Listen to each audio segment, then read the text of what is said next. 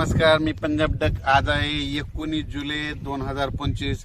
आज देखील दुपारी 3:30-4च्या नंतर तुमच्या बीड जिल्ह्यात कडाष्टी भागामध्ये चांगला पावसाला सुरुवात होणार आहे। म्हणून हे बीड जिल्ह्यातल्या लोकांनी, कडाष्टी तालुक्यातल्या लोकांनी, पाटोदा तालुक्यातल्या लोकांनी हे अंदाज लक्षात घ्यायचा। आणि बीड जिल्ह्यासाठी एक सांगू इच्छितो की आता 19, 20, 21, 22 परंतु तुमच्या बीड जिल्ह्यात दररोज वेगवेगळ्या भागात चांगला पाऊस पडणार आहे, पिकाला जीवदान ठरणार आहे। म्हणून खास करून ही बीड जिल्ह्यासाठी आनंदाची बातमी।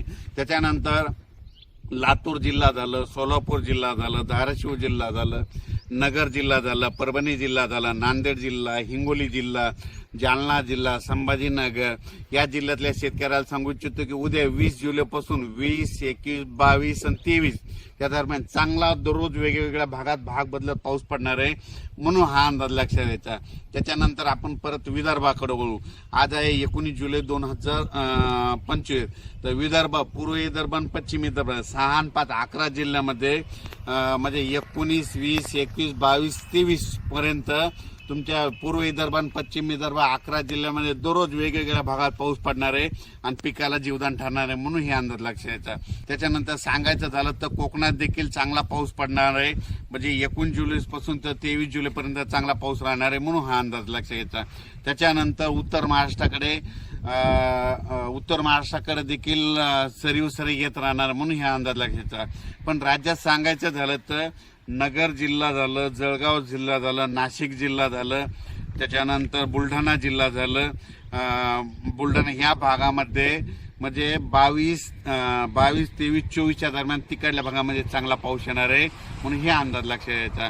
त्याच्यानंतर राज्यातले सर्व शेतकऱ्याला सांगू इच्छितो की खास करून पूर्व विदर्भ आणि पश्चिम विदर्भ की 25च्या नंतर 25 जुलै, 26, 27च्या नंतर विदर्भ, पूर्व विदर्भ, पश्चिम विदर्भामध्ये पुन्हा एकदा मोठा पाऊस येणार आहे।